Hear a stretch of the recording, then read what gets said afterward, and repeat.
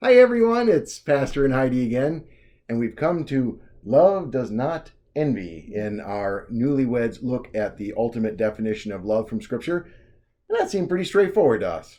Sure, everyone knows envy is bad. It makes people miserable. Yes, and yet at the same time, I've long been fascinated by the Greek word that Paul chose there because it has both positive and negative meanings. And here the negative meaning is obviously meant, so I couldn't really obsess about it because it's something that love doesn't do, right? Love doesn't do that. Right.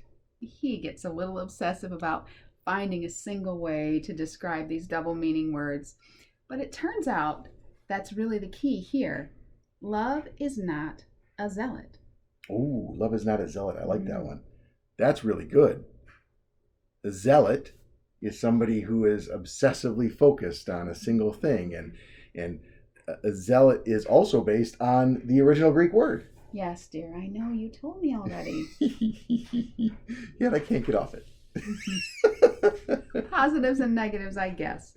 But it did lead to an important lesson.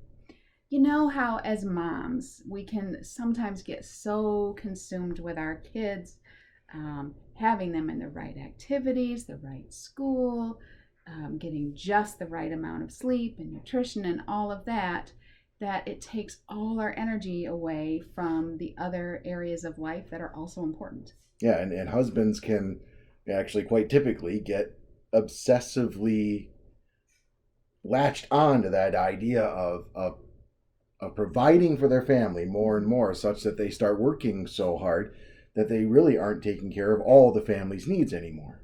Right, and neither of those things by itself is bad. Of course, it's a wonderful thing to provide for your family, right, and to take good care of your kids.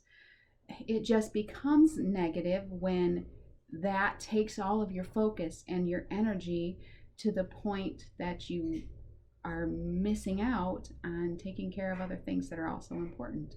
And love, as we're learning, is not a zealot. It isn't so single-minded that it neglects or destroys other things. Yeah, unless it's zealously single-minded on focusing on love. In that case, you're zealously single-minded on focusing on everything, and that kind of cancels it all out, I suppose. I think you might just have made this unnecessarily complicated again. Yeah, I kind of do that.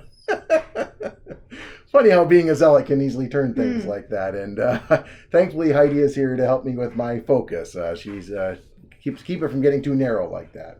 Well, I think we help each other. I think we do. Actually, if it weren't for you, I'd probably have a video about the bigger themes of Star Wars, and that would not be nearly as good as focusing on the actual biblical definition of love.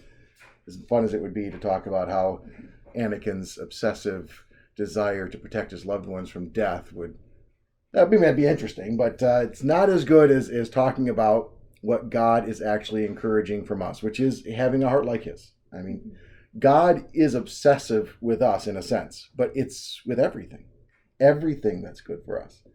Love does not envy. It means you don't get passionately focused on a single thing. God looked at all of our needs, and that's why the plan involves taking care of everything, not just taking care of our daily needs, but all of our needs, including our need to actually be delivered from the death that our sin brings.